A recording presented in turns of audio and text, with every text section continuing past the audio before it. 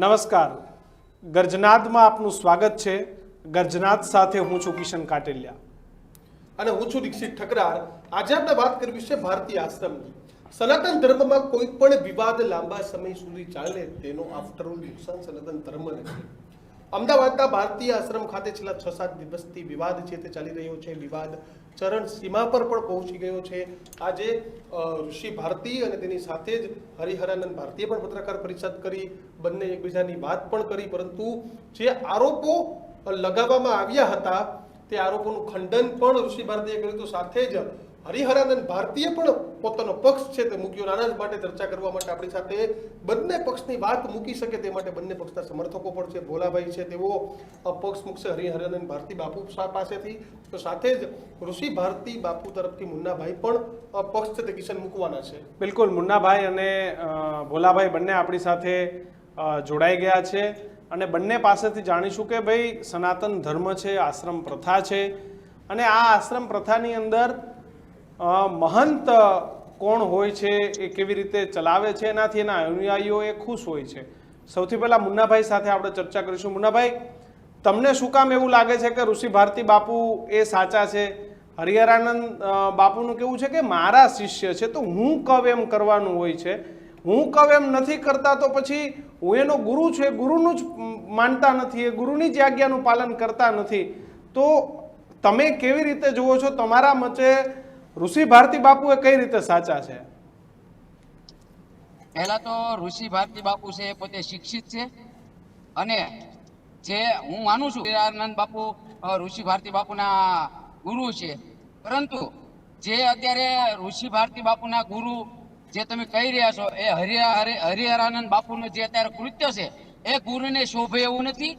ખરેખર જો એ ગુરુ હોય અને એનામાં જો ગુરુના કઈ ગુણ હોય તો એ પોતે બાઉન્સરો લઈ અને 1-2 બદામની જે હું તમને કહું જે છોકરી છે કીર્તિ પટેલ નામની, જેનું તમે કેરેક્ટર જો તમે મુન્નાભાઈ, તો પોલીસ અને બંદોબસ્ત સાથે બાઉન્સર સાથે તો ઋષિ ભારતી બાપુ પણ પહોંચ્યા હતા।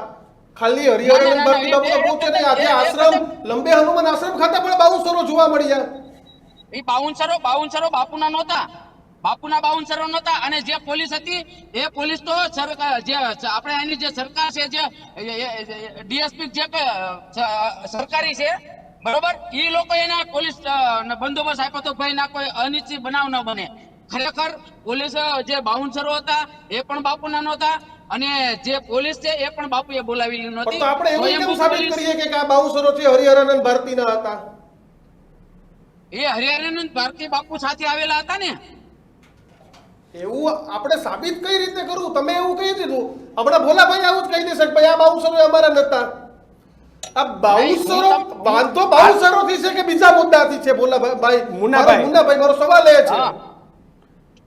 મુન્નાભાઈ, ગુરુ પ્રથા, આશ્રમ પ્રથા અને આશ્રમ પ્રથામાં ગુરુનો ચેલો ગુરુ, ગુરુનો ચેલો ગુરુ, ગુરુનો ચેલો ગુરુ, આ રીતની પ્રથા હોય છે કે જે ગુરુ હોય 100% એનો મનપસંદ જે શિષ્ય હોય, જે ચેલો હોય, હોશિયાર હોય, એ ગુરુ બને, એના પછીનો એનો।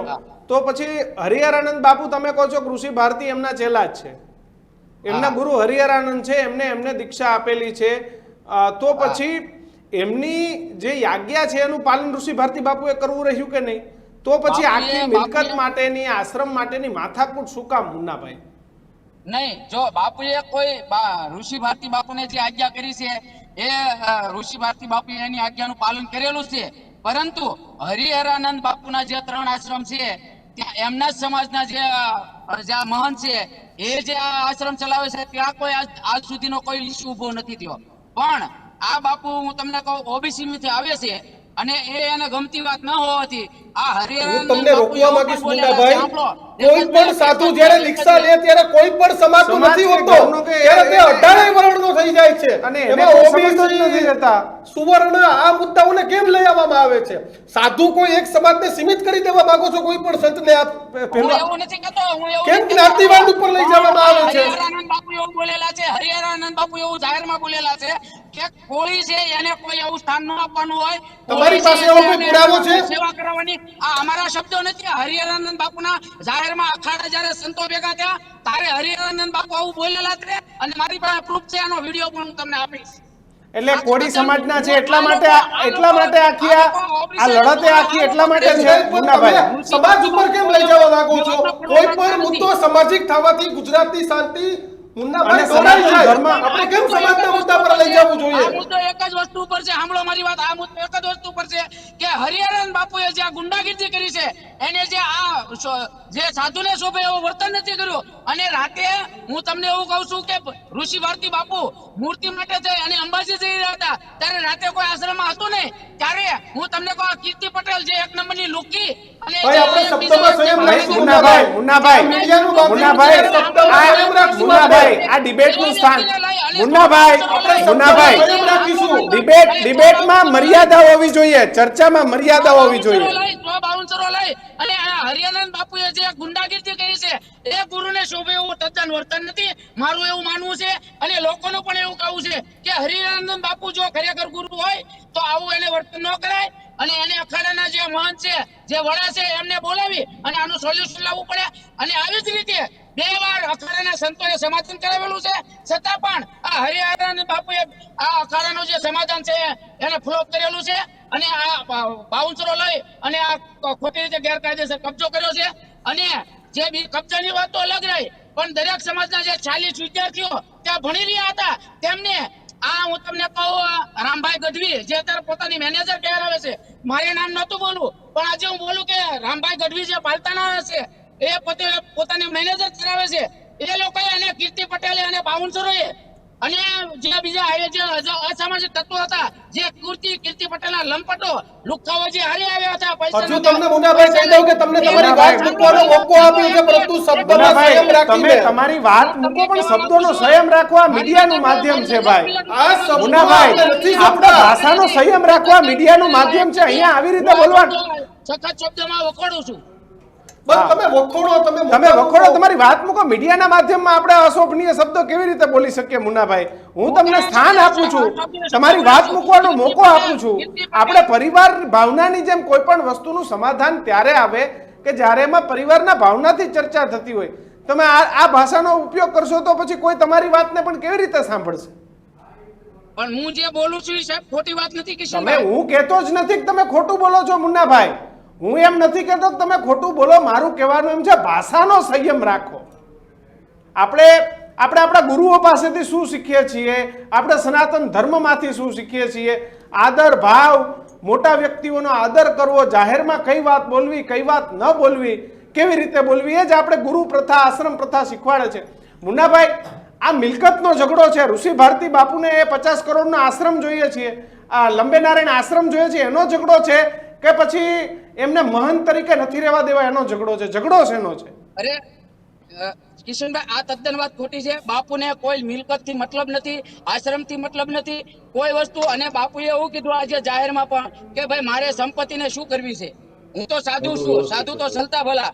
પણ જે આ આક્ષેપ ખોટા કર્યા છે, આક્ષેપ પ્રત્યે આક્ષેપ જે થયા છે, આપણે જે માતાજી છે બરોબર, એ માતાજી અને જે ઋષિ ભારતી બાપુ જે અનૈતિક ટિપ્પણી કરી છે, ખરેખર એ દુઃખદાયક છે. એને પણ અમે સખત શબ્દોમાં વખોડીએ છીએ. અને બાપુને ખરેખર એ જ દુઃખ મોટું થયું છે કે ભાઈ તમારે આવી અનૈતિક અમારી પર ટિપ્પણી કરી અને તમારે આવી રીતે ગેરકાયદેસર આશ્રમનો કબજો લેવો હતો, તો આવું નહોતું કરવું. અમને બિલકુલ, આપણી પાસે આપણી સાથે ભોલાભાઈ જોડાઈ ગયા છે. ભોલાભાઈ જોડાઈ ગયા છે. ભોલાભાઈ, એમને શાંતિથી સાંભળજો. તમને પૂર્ણ રીતે સાંભળ્યા છે, એમને શાંતિથી સાંભળજો. ભોલાભાઈ જોડાયા છે, હરિહરાનંદ બાપુના સમર્થક છે. ભોલાભાઈ, મારો તમને સવાલ છે. તમે આજે વાત કરી કે હું પણ કોળી સમાજમાંથી આવું છું. મુન્નાભાઈનો એવો આરોપ છે કે બાપુ ઓબીસી માંથી આવે છે, ઋષિ ભારતી કોળી સમાજમાંથી આવે છે, એટલે એને ટાર્ગેટ કરવામાં આવે છે. ખરેખર આશ્રમમાં આવી ઘટના બને છે? નથી આવતું. તમારામાંથી બ્લૂટૂથ બંધ કરો. જી ભોલાભાઈ, મારો અવાજ સંભળાય છે તમને? અવાજ નથી આવતો. ભોલાભાઈ, અવાજ આવે છે? મને તો ઓકે આવે છે, અવાજ આવે છે. ઓકે ભોલાભાઈને પૂછીએ છે. ભોલાભાઈ, તમને અવાજ આવે છે? આવે છે. ઓકે અવાજ આવે છે. નહીં નથી આવતો. અવાજ નથી આવતો. એક કામ કરો ને,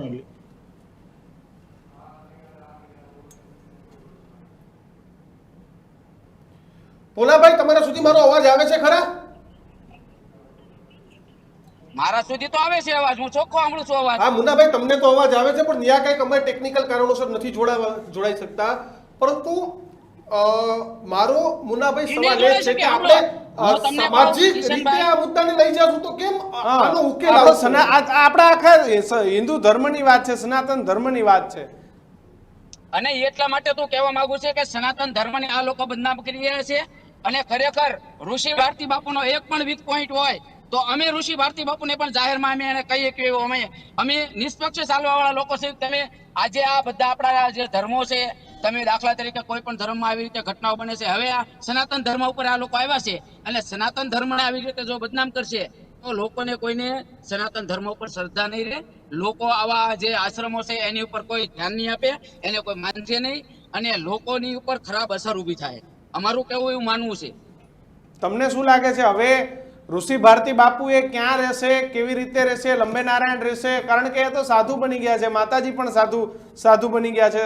તો હવે ક્યાં રહેશે? તમે બધા સમર્થકોએ આજની મિટિંગમાં શું નક્કી કર્યું છે, શું ચર્ચાઓ થઈ તમારે? અને એક વસ્તુ તમને કહું છું કિશનભાઈ, આજે એવું નહોતું અમારા એક સમાજ કેવું ને, આજે બાપુના જે સેવકો હતા, સેવકગણ હતા, એ બધા આવ્યા હતા. દરેક સમાજના હતા. કાઠી ક્ષત્રિય સમાજ હતા, ગઢવી સમાજ પણ સાથે હતા. અમારી શેખલા ગામની બાજુમાં શેખલા ગામ છે, આજુબાજુના જે ગામડા છે, નેસડા છે, આંબારેલી છે, ક્યાં ક્યાંથી લોકો આવેલા હતા. દરેક સમાજના લોકો હતા. અને પણ બાપુએ એવું સમજાવ્યું, જો સંત હોય ને એના ગુણો કોઈ દિવસ લોકોને ઘર્ષણ કરવાના ન હોય. એટલે બાપુએ એવું કીધું ભાઈ આપણે કોઈ ઘર્ષણમાં ઉતરવાનું નથી. મહામંડલેશ્વર જે બાપુ છે આ અમારા જૂના કાળાના, એ નિર્ણય કરવાના છે અને કોર્ટ મેટલ ચાલુ છે. તો એ કોર્ટ મેટલ અને જે સરકારનો કઈ જે રિઝલ્ટ આવશે સરકારનું, અને જે સંત અખાડાના અમારા ગુરુ મહામંડલેશ્વર છે એનું જે આવશે એ અમે શિરોમણીને રાખ્યું. બાપુએ અમને એવું કીધું છે. તો ત્યાં સુધી બાપુ ક્યાં રહેશે? તમારી આગળની શું રણનીતિ? કોઈ ઘર્ષણમાં ઉતરવાની તો વાત નથી, પણ લડત કેવી રીતે આપશો? કેવી રીતે બાપુએ ફરી એ પોતાના આશ્રમ, પોતાનું મહંત, કારણ કે હરિહરાનંદ બાપુએ તો નોટિસ આપીને એમનું નામ પણ લઈ લીધું છે કે હવેથી એ ઋષિ ભારતી છે પણ નહીં. કાંઈ વાંધો નહીં. એને જે કઈ હરિહરાનંદ બાપુએ જે કઈ નિવેદન આપ્યા જે હોય એ, પણ હરિહરાનંદ બાપુ છે ને એ પોતે, હું તમને એક વસ્તુ એવું કહું છું કે એ પોતે ભુવા છે. પહેલો તો એની પાસે જ્ઞાન નથી, કે એક સંત નથી, એ માતાજીના ઉપાસક છે. બરોબર.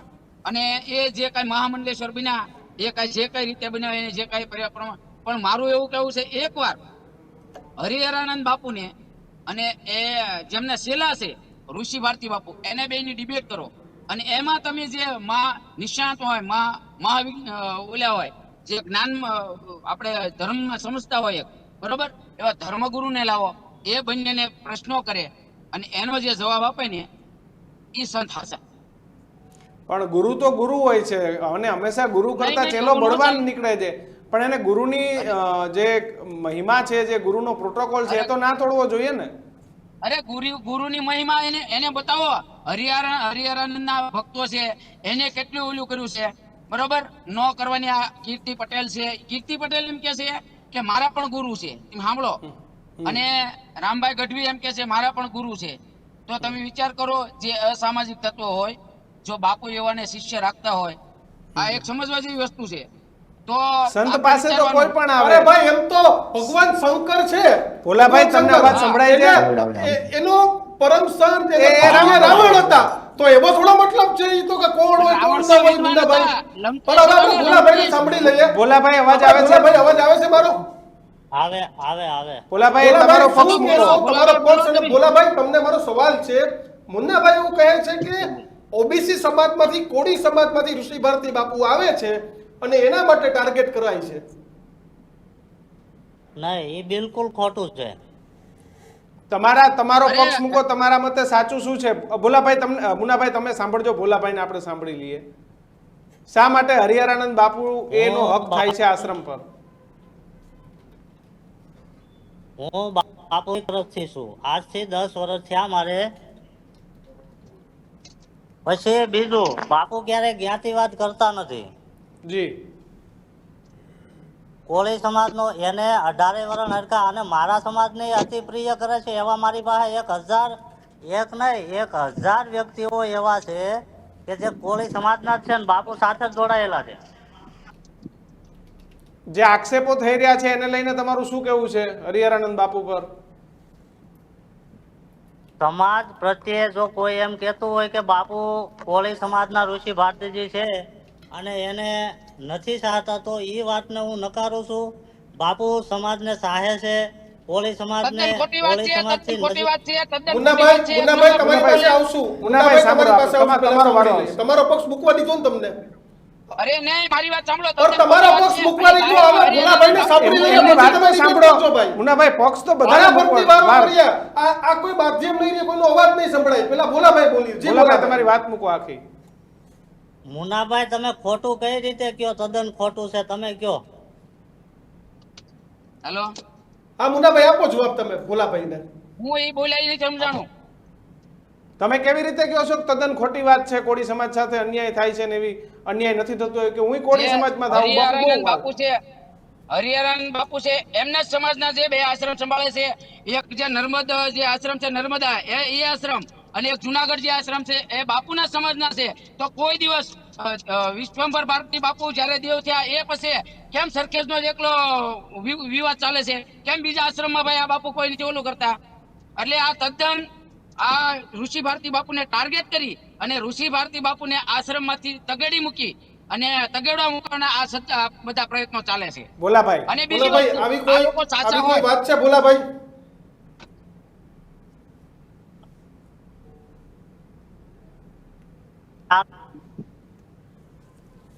જી ભોલાભાઈ તમે ફરીથી કહેશો. અવાજ નથી આવતો, અવાજ નથી આવતો. આવે મુન્નાભાઈ આવે આવે. ભોલાભાઈ તમે ત્યાંથી થોડાક બહાર નીકળી શકતા હોય તો કોઈ બહાર કેવડી- નીકળીને વ્યવસ્થિત જગ્યા પર બેસો તો અવાજ સંભળાય ને વાત થાય. આપે જગ્યાની બહાર આવે નીકળો છે તો તમારો સારું. તમારો અવાજ ક્લિયર આવે છે ભાઈ, તમારો અવાજ ક્લિયર આવે છે. એટલે આ ભાઈને વ્યવસ્થિત. જી ભોલાભાઈ. જી ભોલાભાઈ, કેવડિયા જે અત્યારે મહંત છે એ તમે બ્રાહ્મણ ભોલાભાઈ ને દૂધ કહો, છે. એ ભોલાભાઈ ને કહો, મુન્નાભાઈ એ તમે હવે power બોલે આવે. છે. મુન્નાભાઈ બોલે છે ભોલાભાઈ.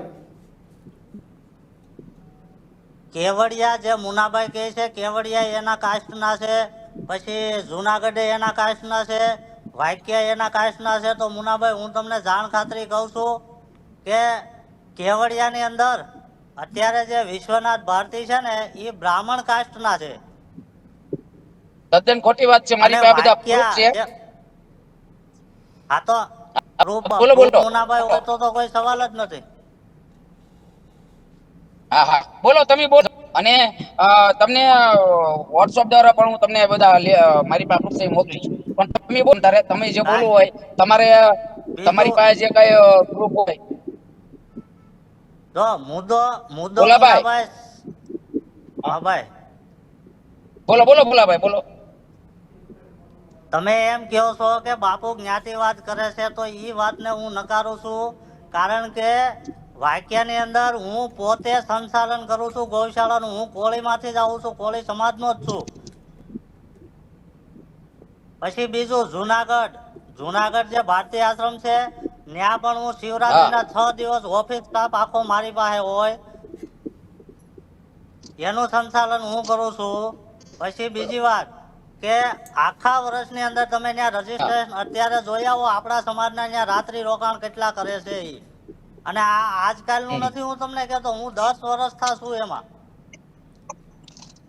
બીજી વાત, હું તમને એક વસ્તુ પૂછું છું કે ભાટ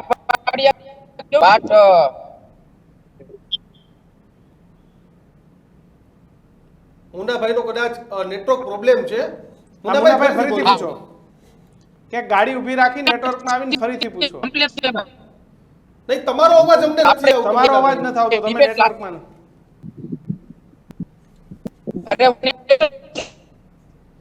મારા ત્યાં સુધીમાં ભોલાભાઈ સાથે વાત કરી લો તમે નેટવર્કમાં. ભોલાભાઈ, આ આરોપ પ્રત્યારોપ થઈ રહ્યા છે, બાઉન્સરોની વાત થઈ રહી છે, એવો આરોપ લગાવ્યો તમે આવ્યા પેલા મુન્નાભાઈએ કે ભાઈ બાપુ બાઉન્સરો સાથે ઘૂસી ગયા. ખરેખર એવું તો શું થયું કે બાપુને સરખેજ આશ્રમ પહોંચવું પડ્યું? મુન્નાભાઈ, ભોલાભાઈ. કબજો લેવો પડ્યો આશ્રમનો કાયદેસર.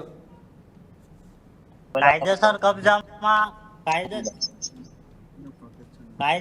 કબજામાં વાત એવી હતી, હું પણ હાજરમાં જ હતો જ્યારે અમે સરખેજ આશ્રમમાં આવ્યા ત્યારે હું પણ હાજર જ હતો. શું થયું હતું? અમારે જ્યારે અગાઉથી બાપુને વાતચીત થઈ ત્યારે વાત એવી જ કરવામાં આવી હતી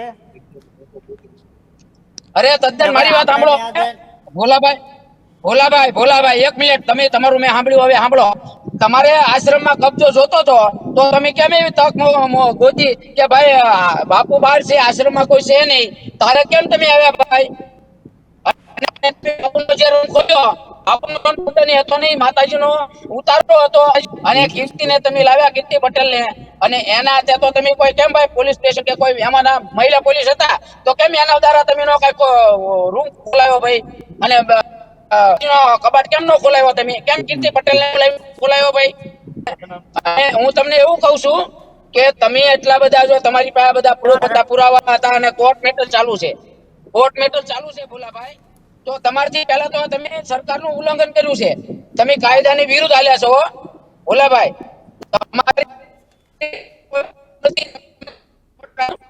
ઓર્ડર આપ્યો તો પણ તમે જાઓ અને કોર્ટ મેટર ભારતીય ક્યાં છે જ પણ કોર્ટે પણ અહીં પ્રૂફ છે તમને ખબર જ નથી ભોલાભાઈ તમે કેટલો પગાર લ્યો છો તમે પગાર કેટલો આપે હરિયાનંદ બાપુ તમને ભાઈ હરિના ભોલાભાઈ તમે કેટલો મળે છે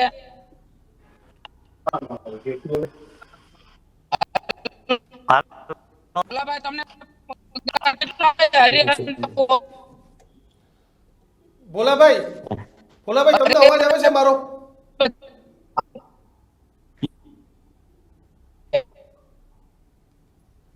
ભોલાભાઈ મારો અવાજ આવે છે તમને? અમારો કદાચ- અવાજ આવે છે. ભાઈનો અવાજ નથી આવતો. ભોલાભાઈ મારો અવાજ આવે અરે છે મારો તમને? અવાજ આવે છે મને સંભળાય છે તમે બોલો ઈ પણ તમે જ બોલો ને, અમને એટલે નથી સંભળાતું. તમે હાઈવે પર છો, તમારું નેટવર્ક અપડાઉન થાય છે મિત્રો.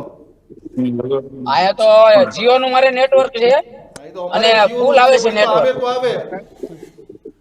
અને અમે તો સાઈડમાં ઊભા છે ગાડી યાર ભોલાભાઈ પ્રશ્ન એવો હતો કેટલો પગાર લો છો એવો પ્રશ્ન હતો તમને. પગાર ને પગાર મુન્નાભાઈ તમને તમારી જાણ ખાતર તમને ખ્યાલ ન હોય ને તો હું કહી દઉં કે હું હા. બાપુ પાસેથી પગાર નથી લેતો. તો તમે તમારું કોઈ ઘર સંસાર એવો- કઈ રીતે આખો છો સાંભળો ભોલાભાઈ તમે પગાર નથી લેતા હા. તો સાંભળો હા. તમારે કોઈ પગાર તમે નથી લેતા બાપુભાઈ થી તો તમારું પરિવાર કઈ રીતે ચાલે છે જી હું મારો ઘરનો અવાજ નથી આવતો ભોલાભાઈ તમારો અવાજ નથી આવતો હવે અમે ગાડી ઉભી રાખી દીધી છે અવાજ નથી આવતો ભોલાભાઈ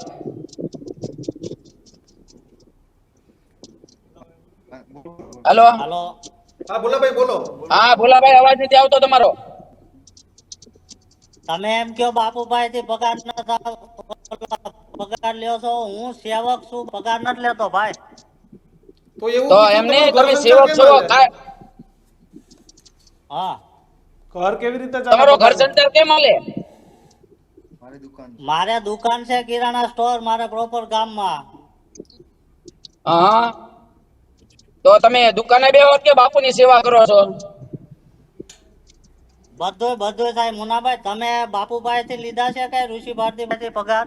મેં તો બાપુ પાસેથી મેં તો તમે મારી વાત જ કરો માં હું છું ને એ તમે પૂછજો બરોબર હું પોતે ખેડૂત ખાતેદાર હા. છું બરોબર અને હા. મારે પોતાને જમીન લેવેચ નો ધંધો છે બરોબર એટલે મારું હા. તમે બેકગ્રાઉન્ડ પૂછજો ખાલી ભાવનગર મારે મારા બાપ દાદા ની છે ને 30 વીઘા જમીન છે ભાવનગર માં પોતાના મુન્નાભાઈ, મકાન છે પોતાની ઓફિસ છે ભોલાભાઈ માફ એટલે કરશો, આપણે કોઈની પર્સનલ પ્રોફાઇલમાં હા. નથી પડવું. પર્સનલ પ્રોફાઇલમાં પડવું તમે વ્યાજબી બંને વાત બાપુ નથી. તરફ તમારો તમે પક્ષ બાપુ મૂકો ને તરફ એમાં પક્ષ કોણ? મૂકો, સાચું કોણ ખોટું બોલો, કોણ? બોલો, મારે બોલો, કોણ બોલો, હું બોલો, ધંધો કરી બાપુ. મારે કામ નથી ભાઈ. આમાં સાચું ક્યારે છે, સનાતન ઓકે. ધર્મના વિવાદોનો અંત ક્યારે આવશે, એના સમાધાન માટેની વાત છે. મુન્નાભાઈ, ભોલાભાઈ, ભોલાભાઈ બોલો તમારે હું તમે જે ગુંડાગીરી કરી છે ભાઈ આખા મુનાભાઈ, હું જગજાહેર થઈ તમને ગયું છે મારી વાત સાંભળો. મારી વાત હા. સાંભળો મુનાભાઈ. હવે તમને હું કહું, હા તમે જુનાગઢ ભારતીય આશ્રમમાં જાઓ ને, ભારતીય આશ્રમમાં તો ત્યાં કોળી સમાજના 25 છોકરા હા. મારી હસ્તક ફ્રીમાં ભણે છે વિના મૂલ્યે. અને એ તમારા અરે એમ તો ભાવનગર મહુવાના બગદાણામાં છોકરા. આપણા બગદાણામાં સાંભળો, બગદાણા છે ને બજરંગદાસ બાપુ ના આપણા સમાજના દર મહિને 30,000 માણસો સેવા આપે છે. 30,000 માણસો, તમે એટલા સમજો. એ છોડો બધું. અત્યારે આપણે જે સરખેજ આશ્રમ છે, તમે સરખેજ આશ્રમ છે એની વાત કરો. બીજા આશ્રમે તમે જે કઈ ઓલું કરો છો તમે એમાં કેમ વિવાદ નથી કરતા ભાઈ? એમ ના, જુનાગઢ નો જે દિવ્ય કેવું પડે છે. જુનાગઢ નો જે આશ્રમ છે, જુનાગઢ નો જે આશ્રમ છે, જુનાગઢ નો આશ્રમ, એમાં તમે જુનાગઢ ના આશ્રમ નો કેમ આજ સુધી વિવાદ તમે કર્યો ભાઈ? જ્ઞાતિવાદ લઈને કારણ કે બાપુના તે પોતાના સગા સંબંધીના બેહર્યા છે, અને અહીંયા બાપુને ઋષિ ભારતી બાપુને હેરાન કરી અને એન કેન પ્રકારે તમારે આ જે આશ્રમ છે એ કબજો કરવો છે. બીજા નંબરમાં તમે જે કબજો કર્યો છે તદ્દન ગેરકાયદેસર છે, ગેરકાનૂની છે. તમે ગુંડાગીરી કરી છે અને તમે પણ અમે એન્ટર થયા ત્યારે બાપુ હતા જ નહીં. ઋષિ ભારતી અંદર નહોતા, તો કઈ રીતે કરવાનો? અને આ તો બાપુની પ્રોપર્ટી છે. એ પ્રોપર્ટી આટલે ભોલાભાઈ વાત ન્યા જ આવી. આ 50 કરોડની પ્રોપર્ટી માટેની માથાકૂટ છે, બીજી કોઈ માથાકૂટ છે? માથાકૂટ એવું છે ભાઈ ભોલાભાઈ? નહીં, પ્રોપર્ટી માટેની માથાકૂટ નથી. આ પ્રેરક ભક્તિજી પ્રોપર્ટી માટે માથાકૂટ કરે એવો સાધુ નથી, ખારી છે. પણ આયા હિસાબો કોઈ પણ જાતનું લેતી દેતી ના હિસાબો બાપુને નથી આપ્યા. એટલે બાપુએ આ કર્યું છે. શ્રી મુનાભાઈ, હા ભાઈ, કોઈ હિસાબ નથી આપ્યા બાપુને, એટલા માટે આ પગલું ભરવું પડ્યું છે. તદ્દન ખોટી વાત છે. આજ સુધીમાં પણ હું અત્યારે આ ભારતીય આશ્રમમાં જવામાં ઈ કે એટલે હું ત્યાં સામે બેવા માંગુ છું, અને બધો હિસાબ ટ્રસ્ટનો જ્યાં લગી બાપુ હતા ત્યાં લગીનો બધો ટ્રસ્ટમાં પણ બધો હિસાબ. કદાચ કિશન મુનાભાઈ રસ્તા પર હાઈવે પર છે અને બંને મિત્રો સાથે નેટવર્કનો થોડો ઇશ્યુ છે. ઇશ્યુ છે. તો ભોલાભાઈ અને મુન્નાભાઈ આ બંને જોડાયા બદલ આપનો આભાર, કારણ કે બંનેના નેટવર્કમાં અમને ઇશ્યુ આવી રહ્યો છે. અમે ઈચ્છીએ કે આ વિવાદનો ઝડપથી અંત આવી જાય, કારણ કે આ પ્રકારના એક તરફ આપણે વાત કરીએ સનાતન ધર્મ, હિન્દુ ધર્મની, હિન્દુ ધર્મમાં સનાતન ધર્મમાં એમાં જ પણ એક જ આશ્રમના ગુરુ અને ચેલા સામે આવે અને 7 દિવસથી સમાધાનનો અંત ના થાય. એક કમનસીબી છે કે સમાજ ઉપર વાત ગઈ. શાંતિ દોડવાનો પ્રયત્ન, બિલકુલ હું હાથ જોડીને વિનંતી કરું છું કે તમારે ગમે એ કરજો, તમે કોળી ઠાકોર, ઠક્કર, પટેલ, સુથાર, પંચાલ આવા કોઈ મુદ્દે ન લડતા. તમે માનવતાના મુદ્દે લડજો, તમે ભારતીયના મુદ્દે લડજો. અને સંત જ્યારે દીક્ષા લે છે ને ત્યારે તે કોઈ જાતિનો નથી હોતો.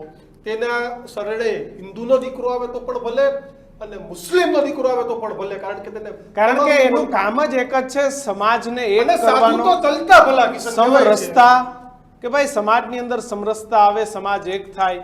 અને આપણે ત્યાં એવી જ છે ને કે ભાઈ સાધુ કી જાતિ મત પૂછો.